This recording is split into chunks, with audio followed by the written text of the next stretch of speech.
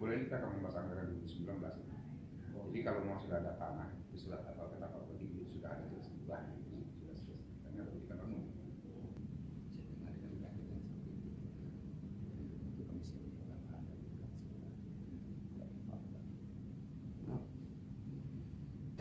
Nanti mungkin kami pampus kalau sudah selesai juga karena mempersiapkan kereta Pak Tuan lagi. Ya, nah, alhamdulillah itu sudah keluar surat keputusan dari pimpinan kami di pusat tentang pendirian loka POM di Provinsi Aceh. Ada dua. Pertama di Aceh Tengah yang wilayah kerjanya Benar Meriah, Aceh Tengah, Gayo Lues dengan Aceh Tenggara. Kemudian loka POM di Aceh Selatan dengan wilayah kerjanya Singkil dan Sebu Salam. Kita Juli ini sudah operasional. Nah, tentu kami minta dukungan pemerintah daerah fasilitas untuk kantor sementara. Nah, termasuk nanti tanah untuk pendirian kantor BPOM yang tetap.